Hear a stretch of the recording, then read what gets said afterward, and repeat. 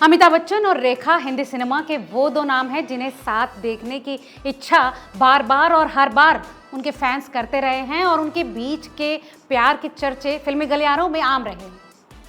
अमिताभ और रेखा ने भले ही दशकों से साथ काम न किया हो और भले ही वो एक दूसरे के सामने आने से भी बचते हैं, पर आज भी उनके रिश्ते की चर्चाएं हर ओर होती हैं। अमिताभ और रेखा की इस जोड़ी ने साथ में कई हिट फिल्में दी और दोनों की ऑन स्क्रीन केमिस्ट्री देख फैंस इन्हें बार बार साथ देखने की इच्छा जताते रहे हैं। आखिरी बार इन दोनों को जिस फिल्म में देखा गया था वो थी यश चोपड़ा की सिलसिला, जिसमें जया बच्चन भी थी और साथ में इन तीनों को स्क्रीन पर देखना दर्शकों के लिए वाकई हैरान करने वाला और दिलचस्प भी था।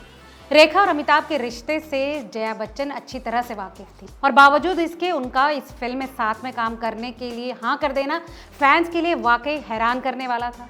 पर इस तमाम कश्मकश और इनसिक्योरिटी के बावजूद जया बच्चन इस फिल्म में साथ में स्क्रीन शेयर करने के लिए तैयार हो गई। इसके पीछे कोई और नहीं बल्कि खुद यश चोपड़ा थे जो उन्हें समझाने में सफल रहे।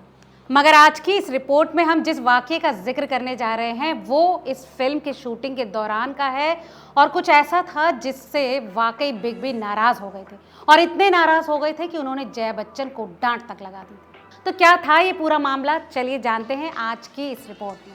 नमस्कार, मैं हूं लता और आप देख रहे हैं रिपोर्टर जी का सिनेमा स्पेशल।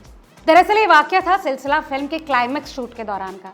रेखा ने इस दौरान कुछ ऐसा कर दिया था कि अमिताभ बच्चन का सारा गुस्सा जया बच्चन पर निकल गया और वो बेचारी खड़ी रोती रह गई।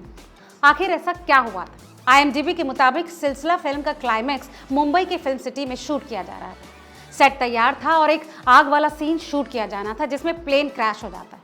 उस आग में संजीव कुमार फंस जाते हैं और रेखा उन्हें बचाने के लिए दौड़ती है।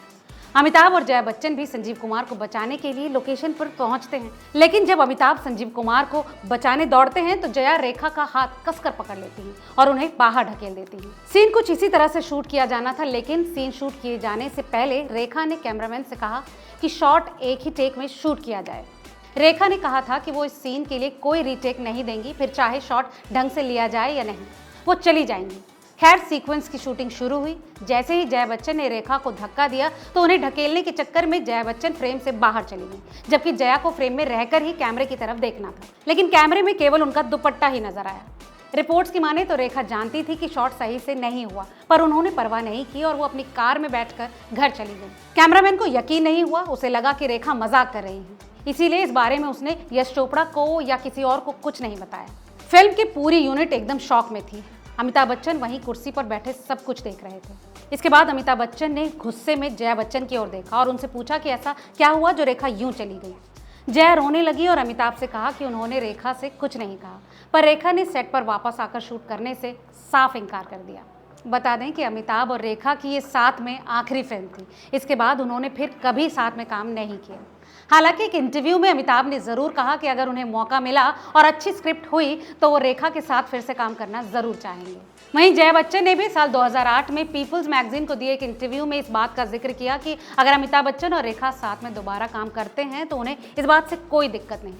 जया कहती हैं कि भला मुझे कोई दिक्कत क्यों होगी, लेकिन उनके साथ काम करने से ज्यादा इसे लेकर सनसनी फैलेगी और लोग उन्हें एक बार फिर से साथ देखने का मौका गंवा देंगे। तो आपकी राय में रेखा के शूट से चले जाने के पीछे क्या वजह हो सकती है? हमें कमेंट करके जरूर बताएं और ऐसी तमाम और दिलचस्प खबरों के लिए देखते रहिए रिपोर्टर जी।